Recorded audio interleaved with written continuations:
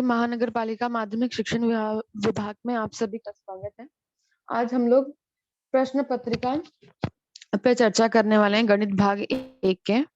तो आज का जो हमारा टॉपिक है, हम लोग जो प्रश्न पत्रिका है उसमें से क्वेश्चन नंबर 2B के ऊपर आज हम लोग चर्चा करने वाले हैं। ठीक है।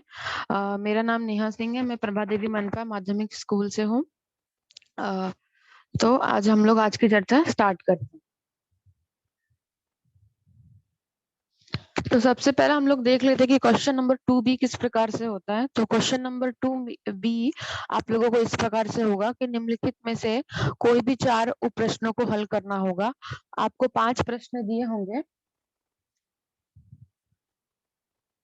उन 5 प्रश्नों में से आपको कोई भी 4 प्रश्न हल करना होगा और क्वेश्चन 2B जो होगा वो 8 मार्क्स का होगा।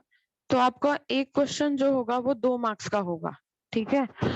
और उसमें आपको 5 क्वेश्चन होंगे, 5 में से कोई भी 4 आपको हल करने होंगे और ये क्वेश्चन जो होता है 8 मार्क्स का होता है और एक क्वेश्चन आपको 2 मार्क्स का हल करना होता है।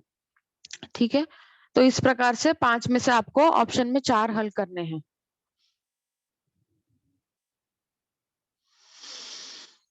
हाँ, तो अब हम लोग जो हमारे जो 4 पार्ट है इस साल के पोर्शन में, उसमें से हम लोग देखेंगे अलग-अलग जो पार्ट है उसमें से किस प्रकार से 2B में क्वेश्चन आ सकते हैं, उस पे आज हम लोग चर्चा करेंगे और उसमें से अलग-अलग क्वेश्चंस हम लोग आज देखने वाले हैं। ठीक है।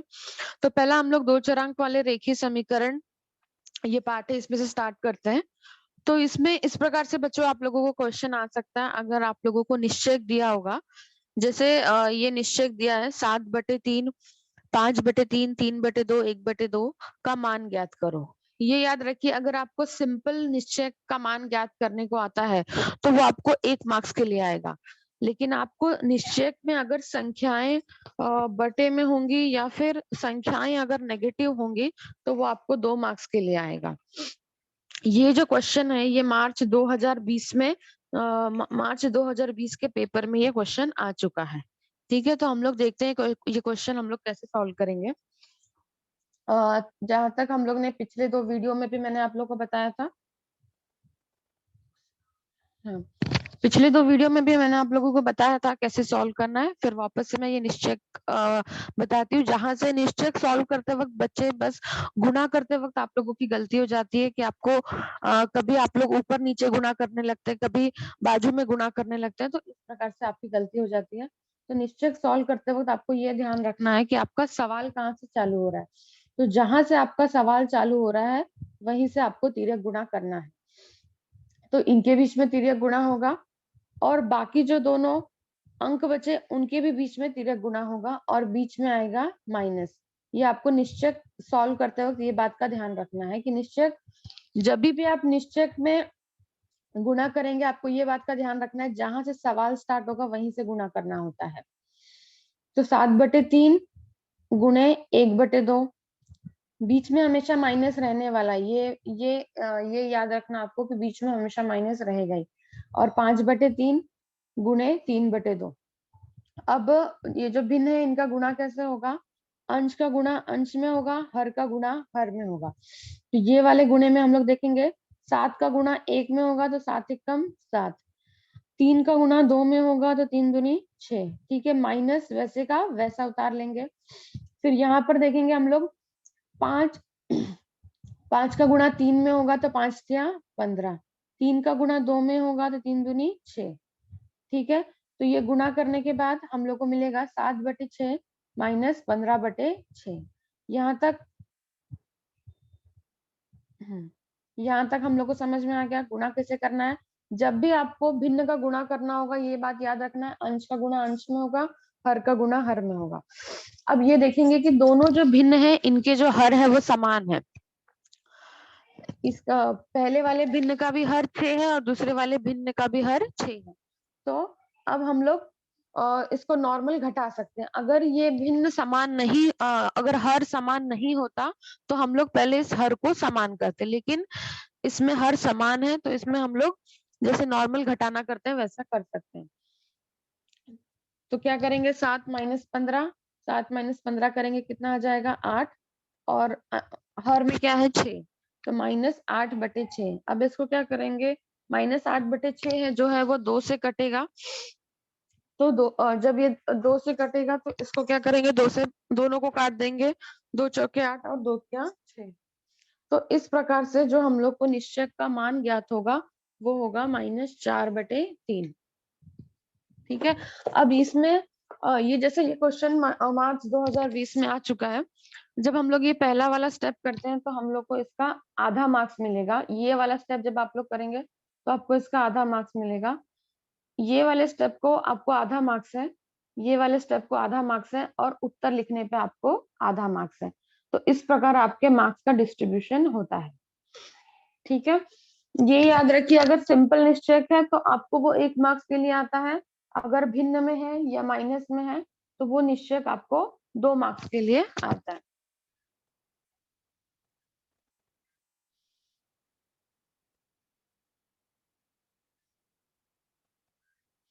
आगे का क्वेश्चन हम लोग देखते हैं। आगे क्वेश्चन दिया है कि क्रैमर की पद्धति से, ये सारे जो क्वेश्चंस हम लोग देख रहे हैं ये हम लोग पहले 2 चरांक वाले रेखीय समीकरण जो आप लोग का पहला चैप्टर है उसमें से देख रहे हैं कि क्वेश्चन 2B में किस प्रकार से क्वेश्चन आ सकते हैं। तो क्रैमर की पद्धति से युगपत समीकरण 3x - 4y = 10 तथा 4x + 3y = 5 को हल करने के लिए d का मान ज्ञात करो। ठीक है, तो हम लोग को इसमें 2 समीकरण दिए हुए हैं और क्रैमर की पद्धति का उपयोग करके हम लोग को क्या करना है, डी का मान ज्ञात करना है। तो पहले हम लोग क्या करेंगे, जो जो हमको समीकरण दिया हुआ है उसको हम लोग जो मानक स्वरूप होता है युगपत समीकरण का ax + by = c, इससे तुलना कर लेंगे। ठीक है, जो भी हमको समीकरण दिया है उसको हम लोग तुलना कर लेंगे। हम लोग को समीकरण क्या क्या मिला है, 3x - 4y = 10, और दूसरा समीकरण हमको मिला है 4x + 3y = 5। ठीक है, तो पहले वाले समीकरण को हम लोग क्या मान लेंगे, a1x + b1y = c1, और दूसरे वाले समीकरण को हम लोग मान लेंगे a2x + b2y = c2। तो मान हम लोग प्रस्थापित कर लेंगे, a1 ले लेंगे, ये वाले समीकरण को हम लोग a1 मानने वाले हैं, a1 b1 और c1 ये वाले समीकरण को, और ये वाले समीकरण को हम लोग क्या मानने वाले हैं, a2 b2 और c2। ठीक है, तो अभी हम लोग पहले मान लिख लेंगे। तो जो भी x का गुणांक होगा वो a1 होगा। x का गुणांक यहाँ पर क्या है, 3 है, तो a1 का मान क्या होगा, 3 है। y का गुणांक जो भी होगा, y का गुणा जिससे भी हो रहा है वो b1 होगा, तो y का गुणांक किससे हो रहा है, -4 से, तो b1 बराबर होगा -4। c1 बराबर हो गया 10। ठीक है, उसके बाद दूसरा वाला जो समीकरण है उसको हम लोग क्या मानने वाले हैं, a2x + b2y = c2, इससे हम लोग कंपेयर करने वाले हैं। तो x का गुणांक जो भी होगा वो a2 होगा, y का गुणांक जो भी होगा वो b2 होगा, और c2 बराबर होगा 5। इस प्रकार से पहले हम लोग क्या करेंगे, मान लिख लेंगे। ये याद रखिए, आप लोग को मान रखने के भी मार्क्स मिलते हैं। उसके बाद d का फॉर्मूला क्या है, d बराबर होता है a1 a2 b1 b2। अब हम लोग इसमें मान प्रस्थापित कर लेंगे। a1 का मान कितना है, 3, a2 का मान कितना है, 4, b1 का मान कितना, जैसा फॉर्मूला है हमको वैसे ही मान प्रस्थापित करना है। अपने मन से मैं मान प्रस्थापित नहीं कर रही हूँ, यहाँ पर हमने फॉर्मूला लिखा है। जैसे मैंने आपको पहले भी बोला था कि d dx और dy ये तीनों फॉर्मूले आपको याद रखने हैं। तो वैसे d का फॉर्मूला है a1 a2 b1 b2। तो जैसे फॉर्मूला है, अभी यहाँ पे हमको फॉर्मूले में पहले किसका मान रखना है, a1 का, तो a1 का मान 3 है, तो हम लोग यहाँ पे 3 लिखेंगे। उसके बाद a2 का मान, कितना है, 4 है, तो हम लोग यहाँ पर 4 लिखेंगे। b1 का मान कितना है, -4, तो हम लोग यहाँ पर -4 लिखेंगे। b2 का मान कितना है, 3 है, तो हम लोग यहाँ पर 3 लिखेंगे। ठीक है, इसके बाद जैसा हम लोग निश्चय का गुणा करते हैं, क्या करना है, जहां से सवाल स्टार्ट हो रहा है वहां से तिर्यक गुणा करना है। तो सवाल कहाँ से स्टार्ट हो रहा है, 3 से, तो 3 का डायरेक्ट तिर्यक गुणा करना है। तो 3 गुणे 3, बीच में हमेशा माइनस रहेगा, और बाकी इन दोनों का गुणा होगा तो -4 × 4। ठीक है, तो 3 त्रिके 9, -4 और 4 का गुणा किया तो कितना आया, -16, और फॉर्मूले में ऑलरेडी यहाँ पर माइनस है, तो माइनस माइनस क्या हो जाएगा, प्लस। तो यहाँ पे हमको मिलेगा 9 + 16। 9 + 16 अगर हम लोग करेंगे तो ये आ जाएगा 25। तो डी का मान मिलने वाला है हम लोग को 25। जैसा ये हम लोग को डी के लिए आया है, वैसा ही आप लोग को dx और dy का मान निकालने के लिए भी आ सकता है। आपको क्वेश्चन दिया होगा क्रैमर पद्धति से, और आपको दिया होगा, जैसे अभी इसमें मैंने डी का क्वेश्चन लिया है, तो आप लोग इसके साथ साथ dx और dy का मान कैसे निकालते हैं उसकी भी तैयारी आप लोगों को करनी है, क्योंकि कभी कभी dx और dy का मान निकालने के लिए भी आप लोग को आ सकता है। इस प्रकार से भी आपको क्वेश्चन आ सकते हैं। इसके बाद हम लोग थर्ड क्वेश्चन देखेंगे। अभी यहाँ पे ये ध्यान रखिए, ये हम लोग को एक निश्चयक दिया हुआ है। निश्चयक में इसमें क्या किया है, इसमें हम लोगों को अंक की जगह पे चरांक दे दिया है। ठीक है, अंक की जगह पे हम लोग को एक चरांक दे दिया है, और उस चरांक का, एक मिनट पहले मैं क्वेश्चन रीड कर लेती हूँ। हाँ, हम लोग को एक निश्चयक दिया है जिसमें संख्या है P274 = -18 हो तो P का मान ज्ञात करो। ठीक है, हम लोग को जो क्वेश्चन दिया है उसमें अंक की जगह पर एक चरांक दिया है P, और उस P का हम लोग को मान ज्ञात करना है।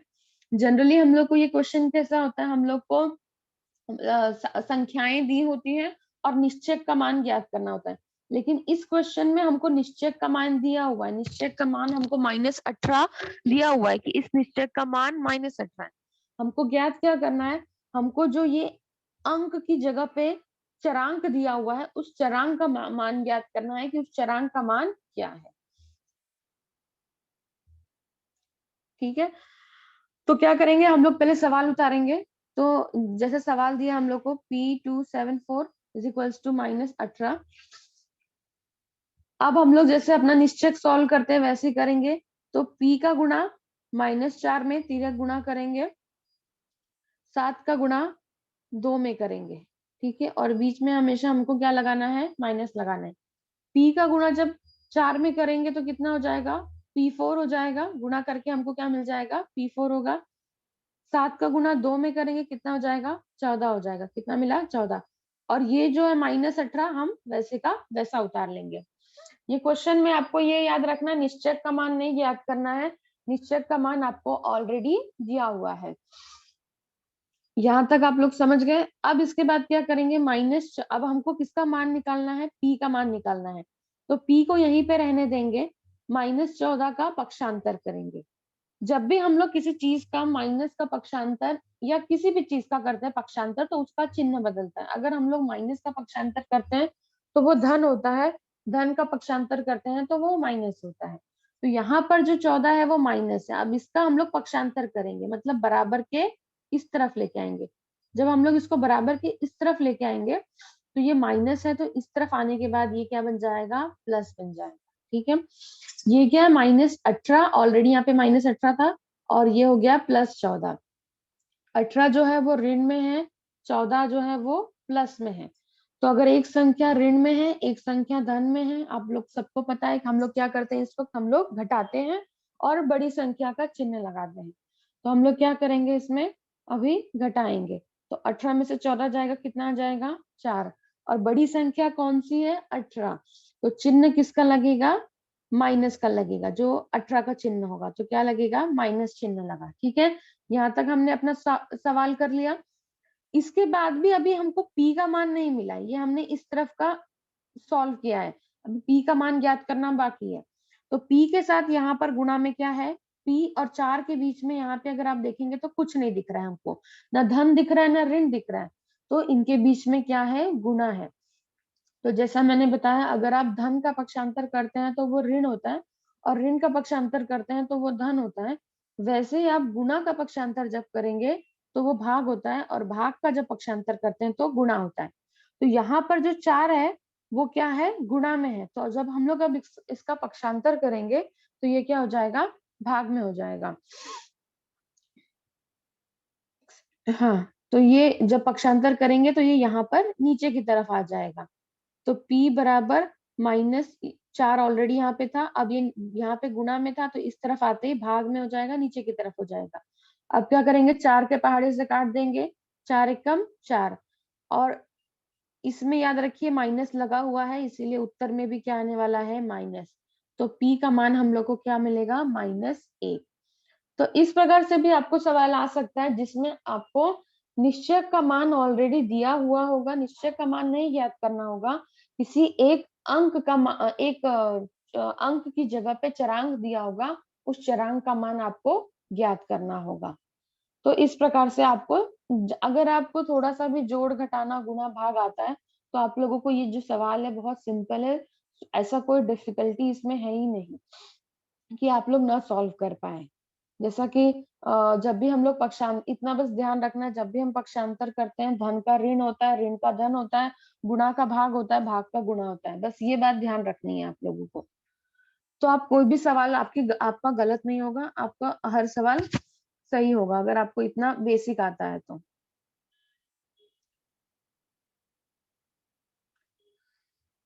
ठीक है, इस प्रकार से अब हम लोग दो चरांक वाले रेखीय समीकरण से हम लोग चौथा सवाल देखते हैं। समीकरण 3x + 4y = 11, और ये हमको एक समीकरण दिया हुआ है, दूसरा समीकरण दिया हुआ है 4x + 3y = 10।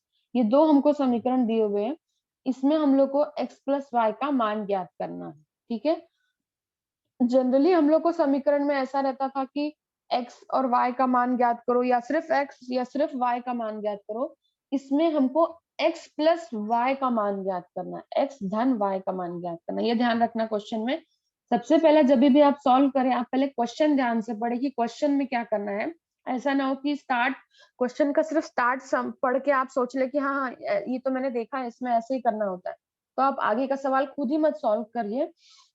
जो आपको एग्जाम के पहले का टाइम मिलता है, वो टाइम आप जो 10 मिनट्स मिलता है उसमें आप अच्छे से क्वेश्चन समझ के लीजिए, बिकॉज जब आपको क्वेश्चन पता होगा तब आप उतना ही सॉल्व करेंगे, एक्स्ट्रा सॉल्व नहीं करेंगे और अपना टाइम वेस्ट नहीं करेंगे।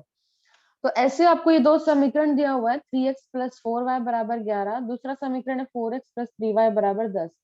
इन दोनों में आपको क्या करना है, x + y का मान ज्ञात करना है। क्या करेंगे, हम लोग दोनों समीकरण लिखेंगे। अब इसमें क्या करेंगे, पहला एक समीकरण को हम लोग समीकरण हाँ, पहले समीकरण को हम लोग समीकरण 1 मान लेंगे, दूसरे समीकरण को हम लोग क्या करेंगे, समीकरण 2 मान लेंगे। उसके बाद क्या करेंगे, अब हमको क्या ज्ञात करना है, x + y का मान ज्ञात करना है। जब प्लस का मान ज्ञात करना है तो हम लोग क्या करेंगे, दोनों समीकरण को जोड़ेंगे। तो ये दोनों समीकरण को हम लोग क्या कर लेंगे, जोड़ लेंगे। और तथा यहाँ पे आपको ये कारण भी लिखना है, मतलब आप क्या कर रहे हैं वो स्टेप भी आपको लिखना है, समीकरण 1 तथा समीकरण 2 को जोड़ने पर। अब ये जब जब हम लोग जोड़ेंगे तो इस तरफ से जब जोड़ेंगे, 1 और 0 जुड़ेगा 1 आएगा, 1 और 2, 1 और 1 जुड़ेगा 2 आएगा। ठीक है, 4y और 3y जुड़ेगा 7y आएगा, 4x और 3x जुड़ेगा 7x आएगा। तो हम लोग को जोड़ने पर क्या मिलेगा, 7x + 7y = 21। और ये याद रखना, कभी भी आप जब भी समीकरण जोड़ रहे हैं, ये याद रखना x और x ही साथ में जुड़ेगा, x और y साथ में नहीं जुड़ने वाला है, और y ही y साथ में जुड़ेगा, y और x भी साथ में नहीं जुड़ेगा। तो कभी कभार जैसे कि x आगे पीछे या y आगे पीछे दिया है तो उसको उसके बराबर नीचे ही लिखना है, x को x के साथ लिखना है, y को y के साथ लिखना है।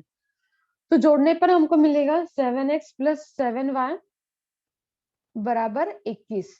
ठीक है, अभी हमको क्या ज्ञात करना है, हमको ज्ञात करना है x + y का मान। अभी जो हमको मान मिला है वो हमको मिला है 7x + 7y = 21, हमको x + y का मान नहीं मिला है। तो अब इसमें हम लोग क्या करेंगे, जो हम लोग को 7 हटाना है, तो 7 हटाने के लिए हम लोग क्या करेंगे, दोनों पक्षों में, समीकरण के दोनों पक्षों में, मतलब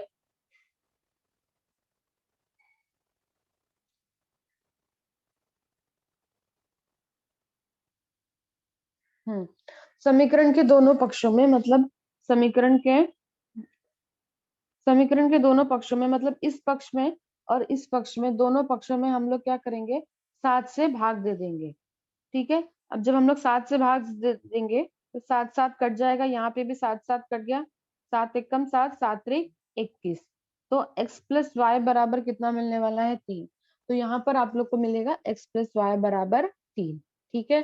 तो इस प्रकार से आप लोगों को x प्लस वाई का मान ज्ञात करना है और ये याद रखना है, जैसे अभी हमने जोड़ा समीकरण 1 और 2 को जोड़ा, तो समीकरण 1 और 2 को जोड़ने के बाद आपको ये नहीं है कि आपने जोड़ दिया उसके बाद सवाल वहीं पे छोड़ दिया, क्योंकि आपको जोड़ने के बाद आपको 7x प्लस 7y का मान मिला है, x प्लस वाई का मान नहीं मिला है। आपको x प्लस वाई का मान कब मिला, जब मैंने जो 7 है उसको भाग देके हटाया, जब मैंने उसको 7 से भाग दिया, भाग देने के बाद x प्लस वाई का मान मिला। ठीक है, तो इस प्रकार से आप लोगों को x प्लस वाई का मान ज्ञात करने के लिए आ सकता है। ऐसे आपको x माइनस वाई का भी मान ज्ञात करने के लिए आता है। तो इसमें आप लोगों को क्या करना होता है, नीचे वाले जो समीकरण होता है, समीकरण नंबर 2, उसमें आपको चिन्ह बदलना होता है, बस उतना करना होता है, बाकी आपको घटाना होता है। जैसे इसमें हमने 2 समीकरणों को जोड़ा है, उसमें हमको 2 समीकरणों को घटाना होता है और x माइनस वाई का आप मान ज्ञात कर सकते हैं। इस प्रकार से आपको क्वेश्चन आ सकते हैं। ठीक है, तो अभी तक हम लोगों ने जो क्वेश्चंस देखे हैं वो 2 चरांक वाले युगपत समीकरण, इस प्रकरण से हम लोगों ने इस प्रकार से 4 क्वेश्चन आपको आ सकते हैं।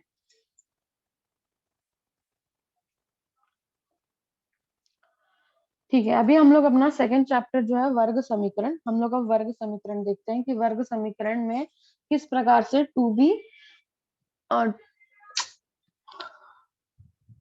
वर्ग समीकरण में किस प्रकार से 2b क्वेश्चन 2b प्रश्न क्रमांक 2b में क्वेश्चन आ सकते हैं। ठीक है, वर्ग समीकरण में सबसे पहला एकदम सिंपल जो आप लोग बहुत पहले से पढ़ते आ रहे हैं, आई थिंक 7th 8th से पढ़ते आ रहे हैं, गुणनखंड विधि से कोई भी समीकरण हल करने के लिए, तो आपको ऐसा समीकरण दिया होगा जैसा अभी आपको दिख रहा है स्क्रीन पर, ये समीकरण दिया होगा और इसको आपको गुणनखंड विधि आप पहले से करते आ रहे हैं। ये क्वेश्चन भी आप देखेंगे कि मार्च 2020 में आया हुआ है। तो जैसा हम लोग अब ये समीकरण ये वाला जो समीकरण हम लोग गुणनखंड विधि से सॉल्व करके देखते हैं कैसा करते हैं। ठीक है, तो समीकरण हमको दिया होगा x square minus 15x plus 54 बराबर 0। ठीक है, आपको ये गुणनखंड विधि से ज्ञात हल करना है। गुणनखंड विधि आप लोग पहले से भी सीखे हैं, लेकिन फिर भी मैं आप लोग को एक बार और वापस से एक्सप्लेन कर लेती हूँ।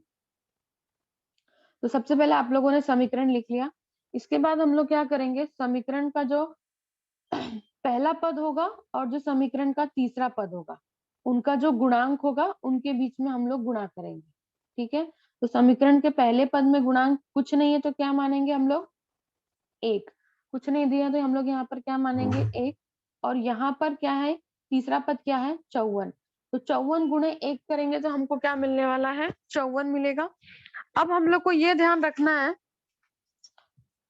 कि 54 का ऐसा गुणनखंड आपको लेना है कि जोड़ने या घटाने पे आपको -15 मिले। ठीक है, 54 के अलग अलग गुणनखंड होंगे या 54 अलग अलग पहाड़ों में आता होगा, तो आप लोग को ऐसा वाला पहाड़ा लेना है कि जोड़ने या घटाने पर -15 आपको मिले। ठीक है, तो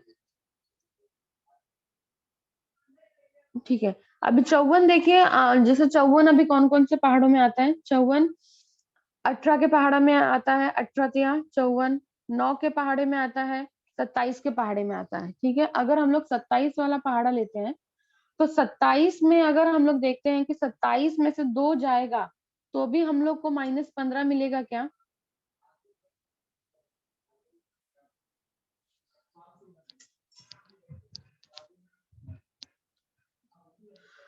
27 में से 2 जाने पर भी हम लोग को -15 नहीं मिलने वाला, 27 में 2 जोड़ने पर भी हम लोग को 15 नहीं मिलने वाला। ठीक है, तो ये वाला जो गुणनखंड है, ये वाले गुणनखंड हमारे किसी काम का नहीं है। बाकी 2 कौन सा मैंने बताया, 18 गुणे 3, 18 गुणे 3 भी 54 होता है। इतना याद रखना, जो भी गुणनखंड आपको लेना है, गुणा करने पर आपको 54 मिलना चाहिए और जोड़ने या घटाने पर -15 मिलना चाहिए। तो 18 और 3 वाला अगर ऑप्शन हम लोग देखते हैं, 18 में से 3 जाएगा तो 15 हम लोग को मिलता है। ठीक है, लेकिन हम लोग को ये याद रखना है कि हम लोग को यहाँ पर क्या चाहिए, +54 चाहिए। तो 18 में से 3 कब घटेगा, 18 में से 3 तब घटेगा जब हम लोग 1 को प्लस रखेंगे और 1 को माइनस रखेंगे, तभी 18 में से 3 जाएगा। तो जब 18 में से 3 चला गया, 1 को हमने प्लस रखा, 1 को माइनस रखा, तो इससे क्या होगा, जब हम लोग गुणा करेंगे 18 और 3 का, तो यहाँ पे +54 नहीं आएगा, यहाँ पर -54 आएगा। तो इसीलिए ये वाला ऑप्शन भी जो है ये वाला ऑप्शन भी सही नहीं है। और लास्ट वाला ऑप्शन हम लोग देखते हैं 9 9 छक 54 वाला।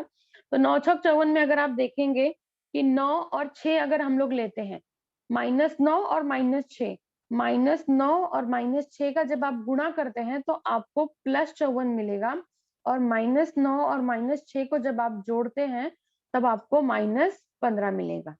ठीक है, तो अब जब भी आपको गुणनखंड करने के लिए आए तो आप जिस जिस पहाड़े में वो आता है आपको वो लिखना है, और आपको साथ ही साथ चिन्हों का भी ध्यान रखना है कि आपको जो तीसरा पद है वो गुणा करने पे मिलना चाहिए, और जो मध्यम पद है वो आपको जोड़ने या घटाने पर मिलना चाहिए।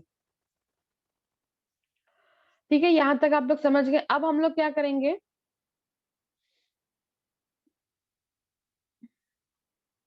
हाँ, अब इसमें हम लोग देखेंगे, अब हम लोग क्या करेंगे, ये अब इसमें से हम लोग कॉमन लेंगे। ये हम लोग को x² - 9x है, इसमें से कॉमन क्या है, x दोनों में है, x इसमें भी है, x इसमें भी है।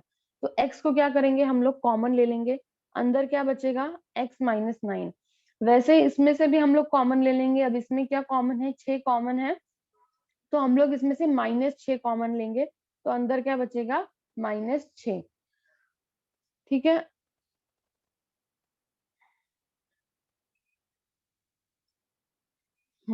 अभी क्या करेंगे हम लोग,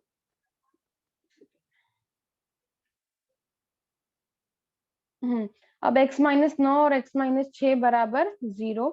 अब इसमें x - 9 बराबर 0 या x - 6 बराबर 0। अब क्या करेंगे, या तो x बराबर 9 होगा या तो x बराबर 6 होगा।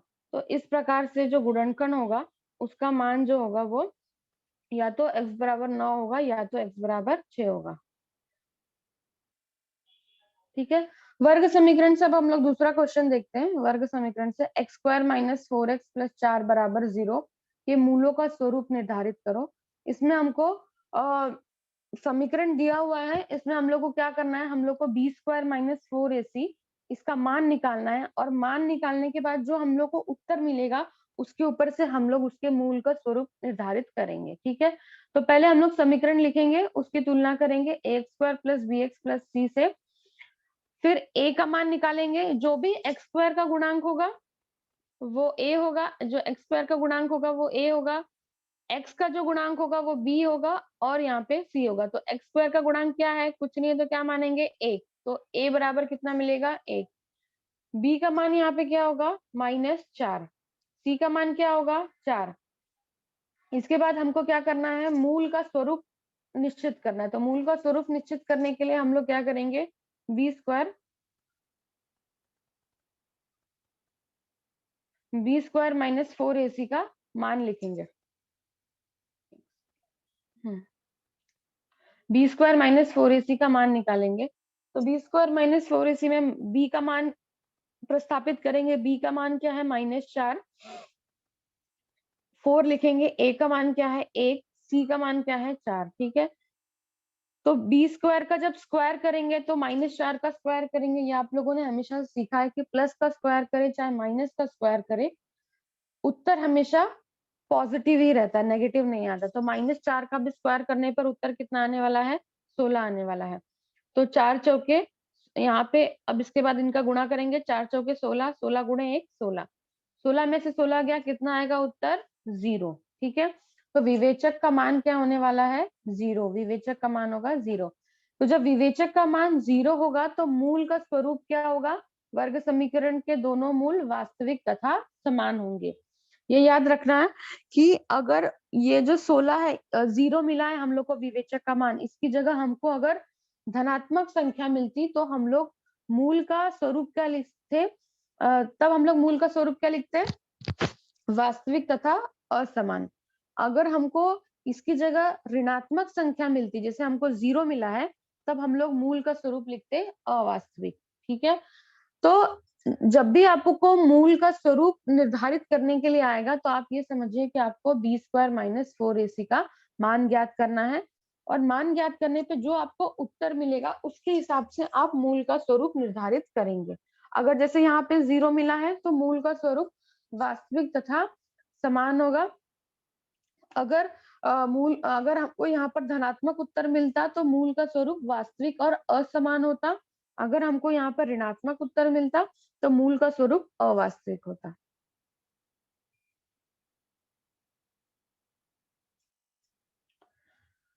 ठीक है, तो वर्ग समीकरण में हम लोग तीसरा क्वेश्चन देखेंगे। निम्नलिखित वर्ग समीकरण के साथ दिए गए चर के मान उस समीकरण के मूल है या नहीं निर्धारित करो। ठीक है, तो हम लोग को वर्ग समीकरण दिया हुआ है और हम लोग को चरांक का मान दिया हुआ है और हम लोग को ये बताना है कि वो उस वर्ग समीकरण का मूल है या नहीं है। ठीक है, जैसे अब हमको वर्ग समीकरण दिया हुआ है x square plus 4x minus 5 बराबर 0, x square plus 4x minus 5 बराबर 0 और हमको चरांक का मान क्या दिया हुआ है x बराबर 1। ठीक है, अब इसमें हमको करना क्या है, हमको जो चरांक का मान दिया हुआ है वो हमको समीकरण में मान रखना है और हमको ये बताना है ये समीकरण का मूल है या नहीं। तो समीकरण का मूल है या नहीं ये कैसे मालूम पड़ता है। ठीक है, अब जैसे समीकरण के यहाँ पे आप लोग देखोगे कि राइट हैंड साइड 0 दिया हुआ है, तो जो भी चरांक का मान दिया हुआ है जब हम लोग समीकरण के लेफ्ट हैंड साइड में वो मान रखते हैं और उस तरफ भी अगर 0 आता है उत्तर, तो हम लोग मानते हैं कि जो चरांक का मान दिया हुआ है वो समीकरण का मूल है।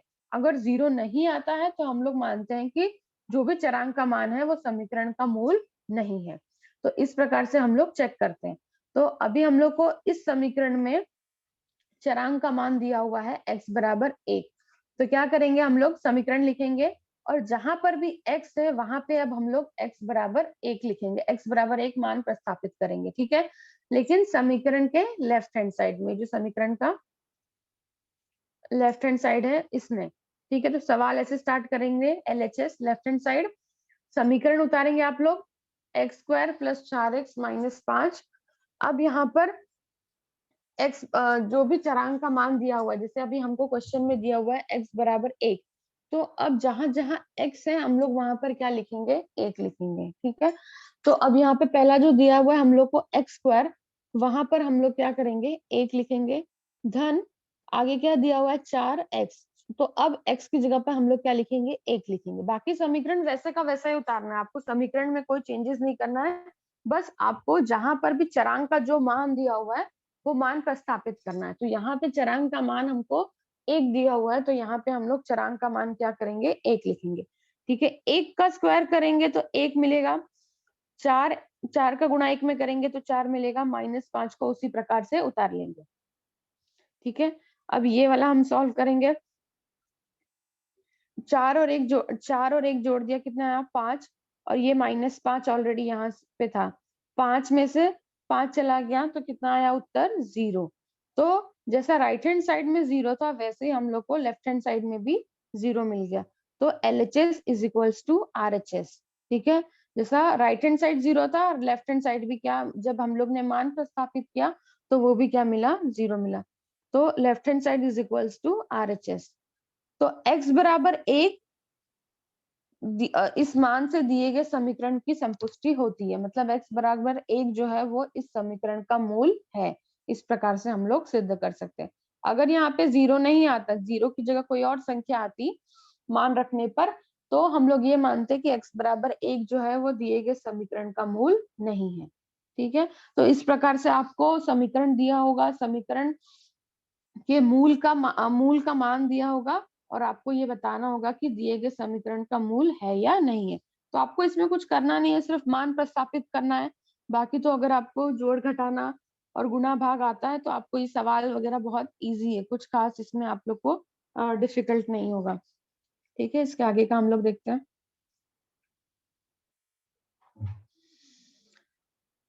अभी हम लोग अंकगणितीय श्रृंखला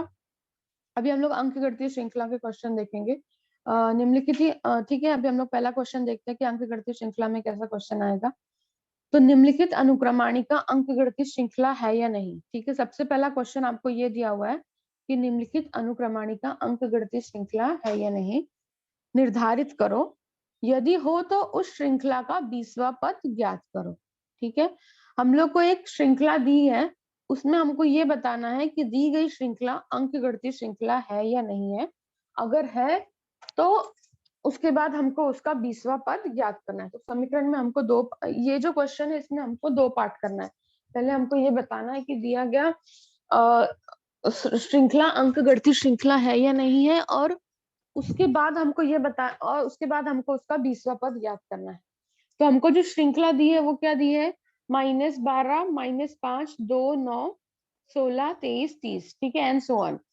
तो हम लोग क्या करेंगे, पहला T1 बराबर -12, T2 -5, T3 2, T4 9, T5 16, इस प्रकार से हम लोग मान रख लेंगे। तो हम लोग कैसे ज्ञात करते हैं कि अनुक्रमाणिका अंकगणितीय श्रृंखला है या नहीं। अगर उनके बीच का जो अंतर है वो समान है तो हम लोग मानते हैं कि वो अंकगणितीय श्रृंखला है। तो T2 - T1 करेंगे हम लोग। T2 क्या है, T2 का मान है -5, माइनस T1 का मान कितना है, -12। तो यहाँ पे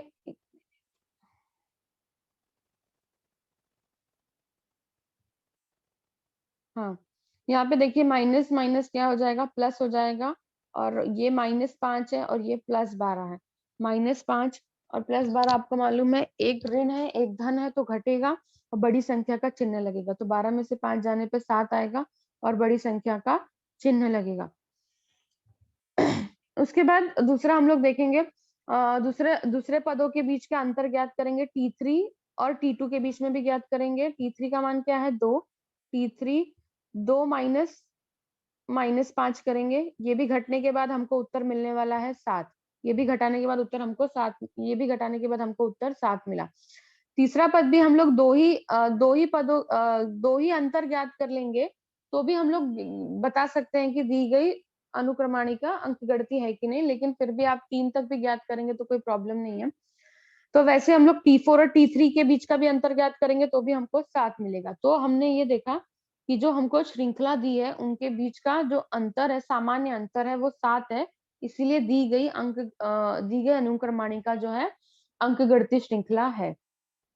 उसके बाद हम लोग को दिया हुआ है कि उस श्रृंखला का 20वां पद ज्ञात करो। तो हम लोग को यहाँ पर T20 ज्ञात करना है।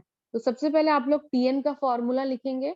Tn का फॉर्मूला क्या होता है, Tn बराबर a + n-1 इंटू डी।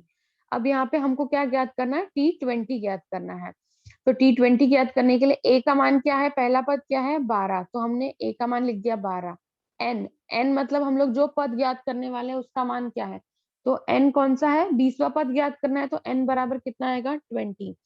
-1 जैसा फॉर्मूले में दिया वैसा उतार लिया। डी का मान क्या मिला था, सभी पदों के बीच का अंतर हमको कितना मिला था, 7। तो यहाँ पे हमने 7 लिख लिया, ठीक है। तो 20 में से 1 गया, यहाँ पे आपको 19 मिल गया। बाकी वैसे का वैसे हमने उतारा है। 19 और 7 का गुणा किया, 133 मिला आपको। 133 में से 12 गया, आपको 121 मिला। तो 20वें पद का मान कितना मिला, 121 मिला। और दी गई अनुक्रमाणिका अंकगणितीय श्रृंखला है और इस श्रृंखला का 20वां पद 121 है। ये याद रखना है आप लोग को, जब भी आपको अंकगणितीय श्रृंखला ज्ञात करने आए तो आप लोग उन पदों के बीच का अंतर आपको ज्ञात करना है। जैसे T2 - T1, T3 - T2, अगर इनके बीच का अंतर कांस्टेंट आता है, अचर आता है, सेम आता है, तो दी गई श्रृंखला अंकगणितीय श्रृंखला होगी, ठीक है। और इस प्रकार से आपका मार्क का डिस्ट्रीब्यूशन होने वाला है। ये इतना करने पे आपको हाफ मार्क्स है, डी का मान निकालने पे आपको आधा मार्क्स है, फॉर्मूला लिखने पे आपको आधा मार्क्स है, और मान निकालने पे आपको आधा मार्क्स है। और आप लोग को ये याद रखना है कि जब भी आपको अनुक्रमाणिका का या अंकगणितीय इसका आपको कोई भी क्वेश्चन आता है, अगर आप टीएन का फॉर्मूला वगैरह भी, मान लीजिए आपको क्वेश्चन नहीं आता वो सॉल्व करने के लिए, तो उसमें क्या करना है या नहीं समझ रहा है, आप ये फॉर्मूला भी सिर्फ लिख देते हैं उस क्वेश्चन के नीचे, तो भी आपको आधा मार्क्स मिल सकता है। तो इसीलिए आप ये याद रखना, आपको फॉर्मूला याद करना इम्पोर्टेंट है। और जो भी आपको क्वेश्चन जैसे ही दिखे कि इसमें ये पद का मान ज्ञात करना है, आपको पद का मान ज्ञात करने मान लीजिए नहीं आता, आप फॉर्मूला भी लिखेंगे तो आपको आधा मार्क्स फॉर्मूले का मिल जाएगा,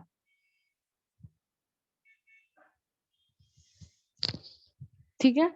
इसके बाद हम लोग सेकंड क्वेश्चन देखते हैं। कि 10 से 250 के बीच की प्राकृतिक संख्या, इसके बीच की प्राकृतिक संख्या में कितनी संख्या 4 से विभाज्य है, ये क्वेश्चन हम लोग को देखना है। ठीक है, 10 से 250 के बीच की।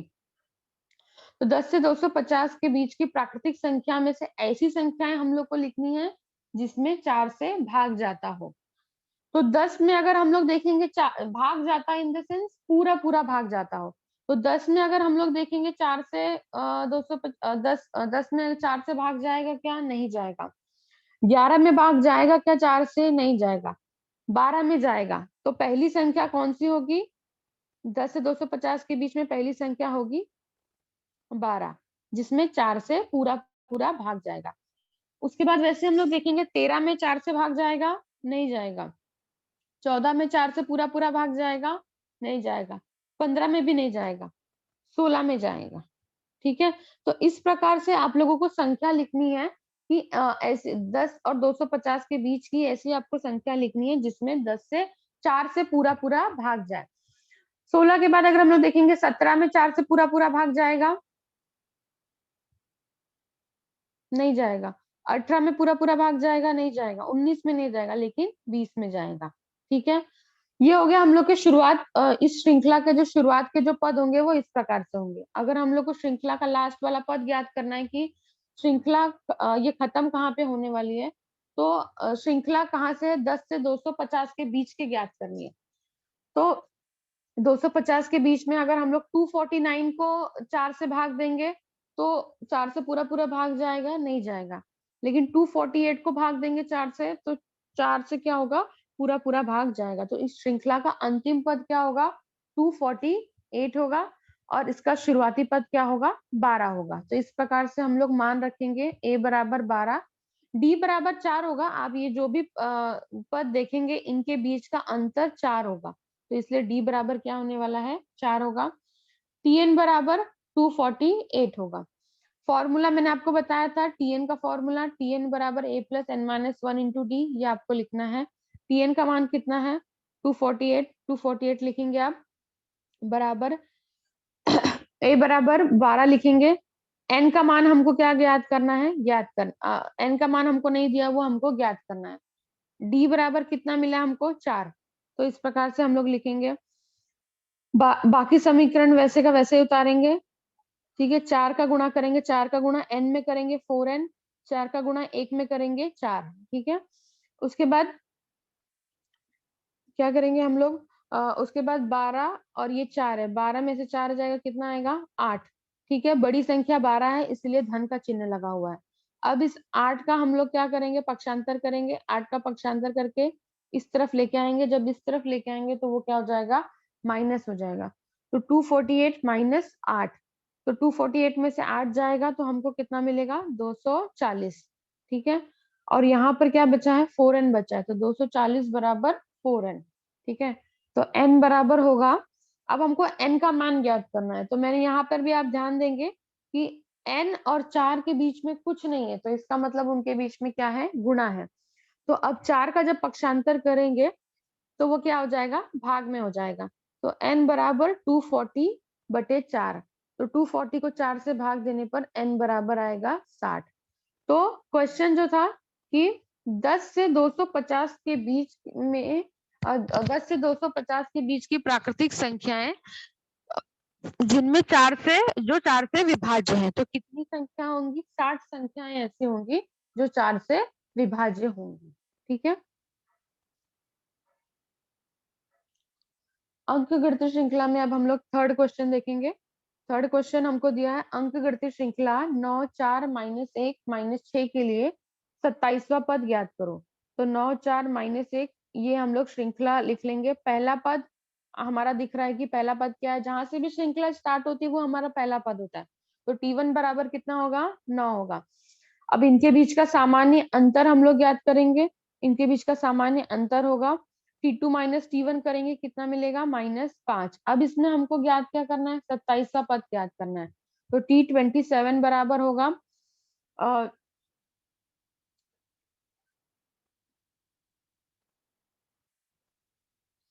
Tn का फॉर्मूला आप लोग लिखेंगे। अब इसमें हमको 27वां पद ज्ञात करना है, मतलब T27 ज्ञात करना है। a का मान लिखेंगे, a बराबर 9 आएगा प्लस n बराबर 27 आएगा माइनस n बराबर n मतलब जो आपको पद ज्ञात करना है, n बराबर 27 माइनस 1 इंटू डी। डी का मान कितना है? -5।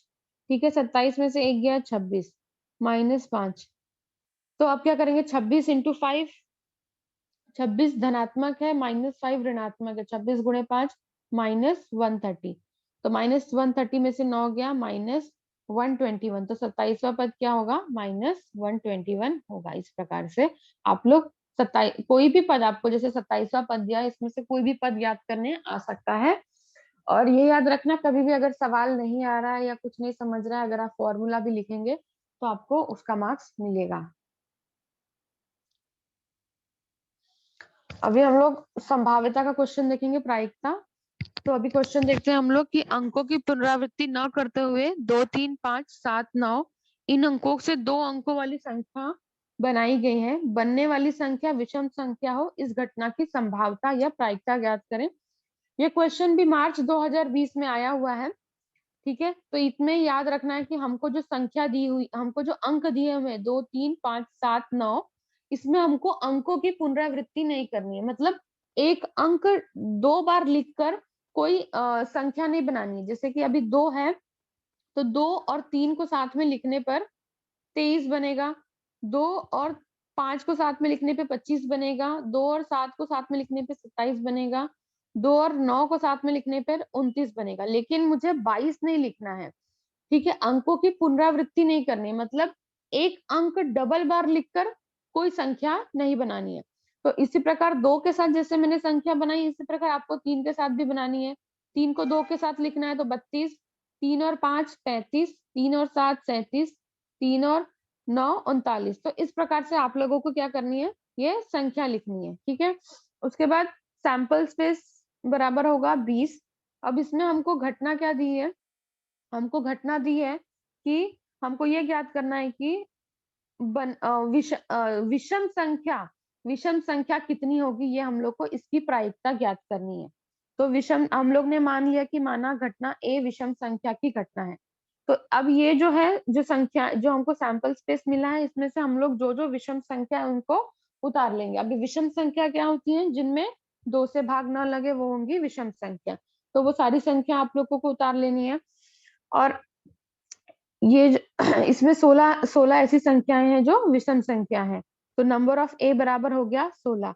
तो प्रायिकता ज्ञात करने का फॉर्मूला क्या होता है कि पी ऑफ ए बराबर नंबर ऑफ ए एन बटे में क्या आएगा? Number of S.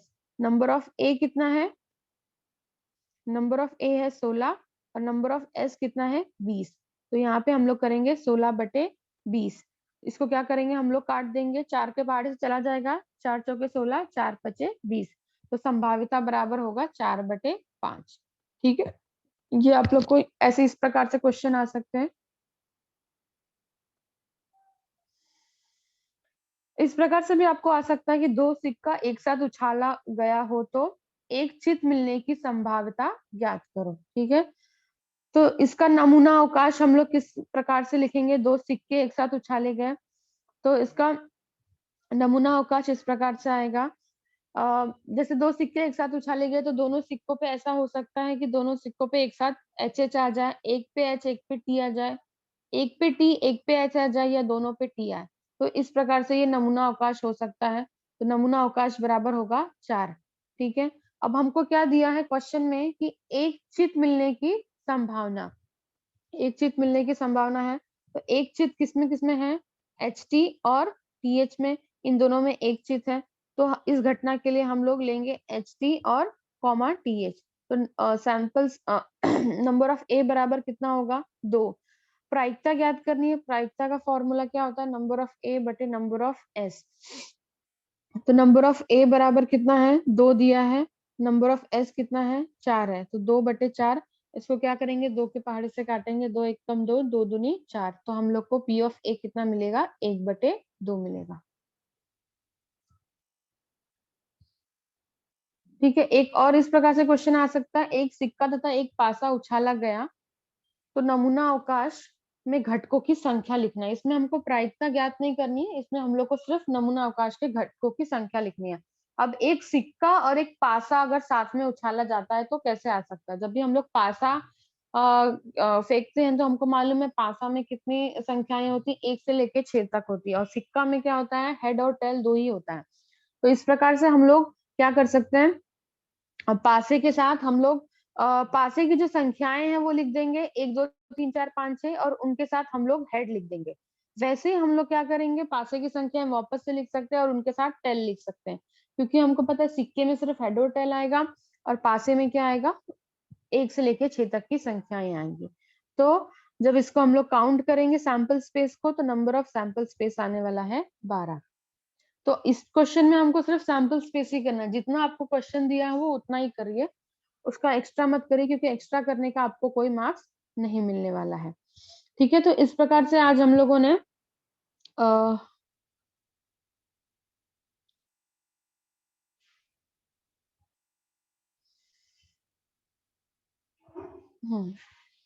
तो इस प्रकार से आज हम लोग ने क्वेश्चन 2B में आने वाले किस प्रकार से क्वेश्चन आपके जो 4 चैप्टर है उसमें से हो सकते हैं, उस पर आज हम लोगों ने चर्चा की।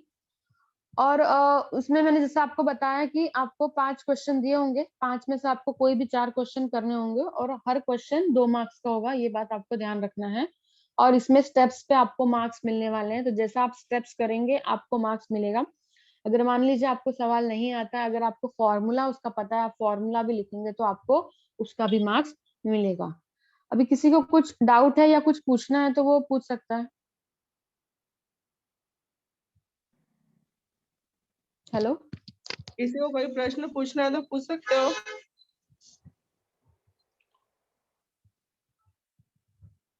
बच्चों, किसी को कुछ समस्या है, कोई भी प्रश्न अगर नहीं समझा हो तो आप पूछ सकते हो।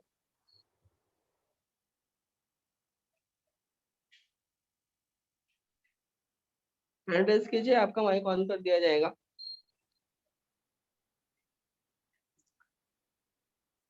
किसी को कुछ डाउट हो तो आप पूछ सकते हो।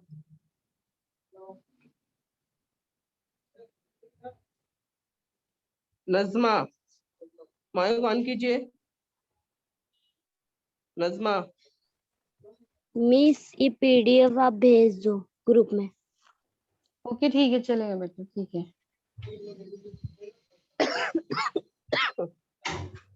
और किसी को कोई डाउट है कुछ? और किसी को कोई समस्या है, कोई प्रश्न पूछना है तो पूछ सकता है। ज्योति, नहीं, हैंड रेज कीजिए। ज्योति चौरसिया, टीचर ये हम लोग के भी ग्रुप में भेजेंगे। हाँ हाँ बेटा, ठीक है, मैं सीएनओ हेलो। सर से, हाँ सीएनओ सर से मैं बात करके फिर जैसा वो बताएंगे फिर मैं वैसा, ये आप लोग को यूट्यूब पे मिल जाएगा बेटा, आप लोग यूट्यूब पे देखेंगे, आप लोग को ये वीडियो मिल जाएगा। यूट्यूब पे ये पूरा हाँ। वीडियो जो है वो 11:30 बजे आपको मिल जाता है बच्चों। अगर आप बीएमसी का जो यूट्यूब चैनल है वहाँ पे देखोगे तो आपको पूरे हर रोज की रिकॉर्डिंग वहाँ पे आपको मिल जाएगी। 11:15 बजे पूरा का चारों के चारों रिकॉर्डिंग जो है वो आपके यूट्यूब पे आ जाते हैं।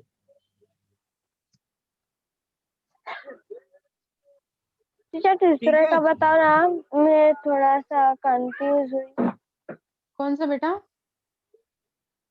टीचर हम्म, तीसरे का कौन सा तीसरा बेटा, वो बता, कौन से चैप्टर का तीसरा? तो दिखाओ। पीपीटी दिखाऊं क्या? हाँ, कौन सा चैप्टर का, कौन सा तीसरा? ये अभी एक ऊपर का है ना तीसरे का, ये ये वाला? अभी ऊपर का है ना। ये वाला? ये वाला, हाँ हाँ। एक मिनट।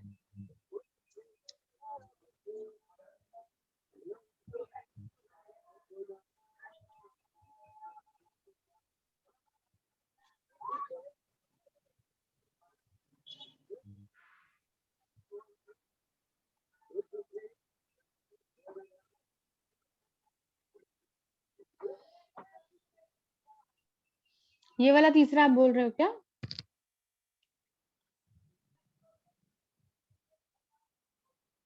बेटा क्वेश्चन देखो, ये वाला क्वेश्चन आपको नहीं समझा है? हेलो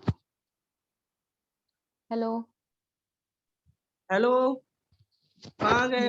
जिन्होंने सवाल पूछा था यही सवाल था ना ज्योति? माइक ऑन करो। हेलो। हाँ यही सवाल है। हाँ हाँ हाँ ठीक है। ठीक है। हाँ तो बेटा इसमें हम लोग को क्या दिया रहेगा? हम लोगों को वर्ग समीकरण दिया होगा। वर्ग समीकरण में हमको उसका एक चरांक का मान दिया हुआ होगा और हमको ये बताना है कि वो वर्ग समीकरण का मूल है या नहीं है। तो वर्ग समीकरण का, जैसे अभी ये हमको वर्ग समीकरण दिया है और हमको चरांक का मान दिया हुआ है। चरांक का मान हमको x बराबर 1 दिया हुआ है। तो हमको ये बताना है कि ये वर्ग समीकरण का मूल है कि नहीं है। तो ये कैसे ज्ञात होगा? जैसे राइट हैंड साइड में यहाँ पे 0 है, तो लेफ्ट हैंड साइड में भी अगर 0 आएगा तो ये मालूम पड़ेगा कि इस समीकरण का मूल है या नहीं है। तो हम लोग सवाल कैसे करेंगे? समीकरण का लेफ्ट हैंड साइड लेंगे और जहां पर भी x है वहां पर हम लोग मान क्या लिखेंगे? 1 लिखेंगे। 1 क्यों लिखेंगे? क्योंकि हमको क्वेश्चन में एक मान से उसका चेक करना है कि 1 उसका मूल है कि नहीं। अपने मन से कोई मान नहीं डालना है। अब जहां पर भी x है वहां पर हम लोग क्या लिखने वाले हैं? 1 लिखने वाले हैं। तो x स्क्वायर की जगह पे हम लोग 1 लिखेंगे। अभी 1 का स्क्वायर करेंगे, प्लस वैसे का वैसे उतारेंगे, 4 वैसे का वैसा लिखेंगे। अब 4 के साथ जो x है उसकी जगह पे हम लोग 1 लिखेंगे, बाकी -5 वैसे का वैसा ही लिखेंगे। 1 का स्क्वायर करेंगे तो 1 आएगा, 4 एकम 4 माइनस, और ये -5 वैसे का वैसा उतारेंगे। 4 और 1 5 जोड़ लिए, कितना आया? 5। और ये भी -5 है, तो 5 में से 5 गया, हम लोग को उत्तर मिलेगा 0। तो समीकरण के राइट हैंड साइड भी 0 था और लेफ्ट हैंड साइड जब हम लोगों ने लिया, वो सॉल्व किया तो भी क्या मिला? 0 मिला। तो इसका मतलब जो समीकरण का मूल दिया हुआ है x बराबर 1, वो समीकरण का मूल है। तो इस प्रकार से हम लोग एक तरीके से सत्यापन कर सकते हैं किसी भी वर्ग समीकरण का कि वो मूल है या नहीं है।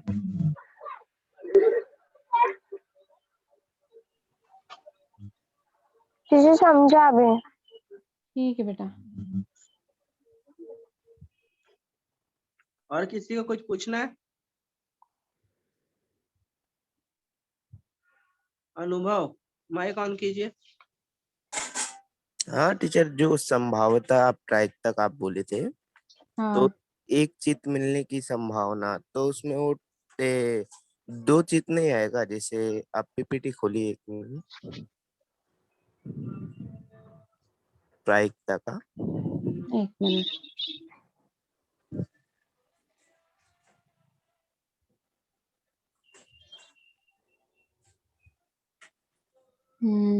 एक सेकेंड।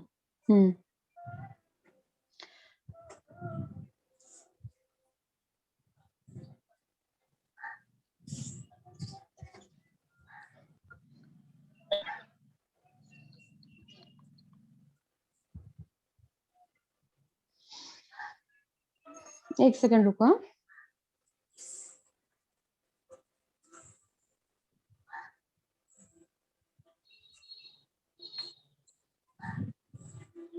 ये वाला क्वेश्चन है। हाँ टीचर, देखिए तो हाँ, तो इसमें जैसा कि हम लोग को जब क्वेश्चन क्या दिया बेटा, कि हमको दिया है कि 2 सिक्के एक साथ उछाले गए हो तो उसके बाद हमको किसकी संभाव्यता ज्ञात करनी है? एक चित की। जो हमको क्वेश्चन में दिया है हमको वही ज्ञात करना है। अगर हमको क्वेश्चन में ये आता है 2 चित एक साथ मिलने की संभाव्यता ज्ञात करो, तो हम लोग जो 2 चित वाला क्वेश्चन, तब हम लोग वो लिखेंगे। तो तब हम लोग कौन सा लिखेंगे? डबल एच वाला लिखेंगे। ठीक है। तो बट हमको यहाँ पे क्वेश्चन में क्या दिया हुआ है? एक चित ज्ञात करने के लिए। तो हम लोग वही ऑप्शंस लिखेंगे जिसमें एक चित दिया हुआ है। जैसी आपको घटना दी होगी ना बेटा, वैसा आपको सॉल्व करना है। जो घटनाएं हैं वो हम लोग अपने आपको आ सकता है, 2 चित का भी आ सकता है, लेकिन जैसा आपको क्वेश्चन में आपको घटना दी होगी, आपको उस हिसाब से सॉल्व करना होता है।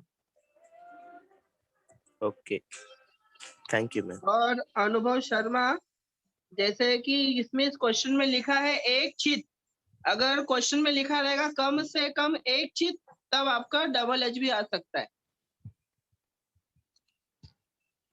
अगर क्वेश्चन में लिखा रहेगा कम से कम एक, तब आप एक भी लिखोगे और दो भी लिखोगे। तो क्वेश्चन आप ध्यान से पढ़ोगे तो उसका आंसर आप प्रॉपर लिख पाओगे। ठीक है।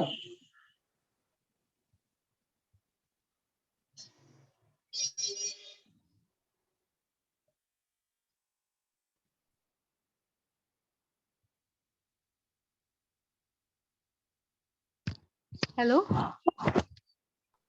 और किसी को कुछ पूछना है बच्चों?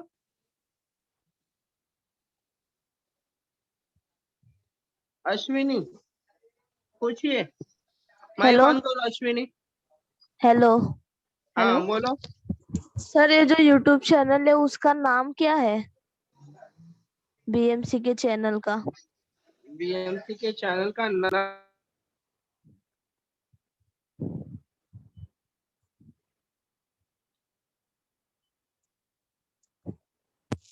Hello,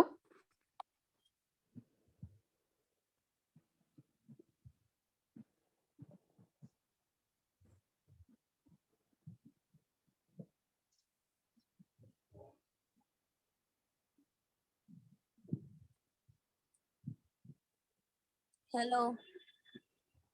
hello. मैंने कहा मैं चैट बॉक्स में ना नाम लिख देता हूँ, चैनल कौन सा है यूट्यूब का। चैट बॉक्स आप ओपन करोगे ना, उस पे मैं अभी चैनल का नाम टाइप कर देता हूँ। वो चैनल जो है वो आप 12 बजे के आसपास देखोगे तो जितने भी लेक्चर हुए हैं सारे के सारे लेक्चर आपको वहां पे मिल जाएंगे।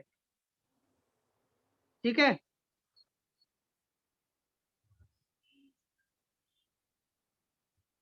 और किसी को कोई समस्या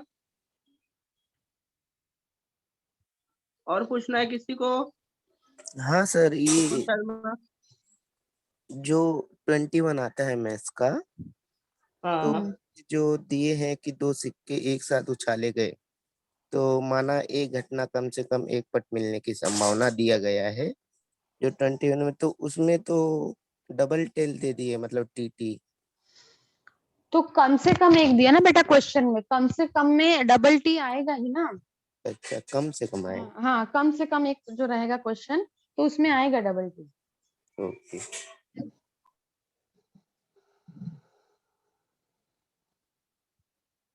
और किसी को पूछना है?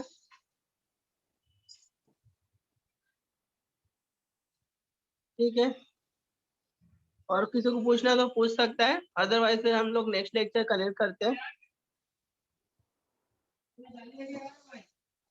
ठीक है मैडम, आप लीव कीजिए। चलेगा, ठीक है सर। ओके, थैंक यू बच्चों।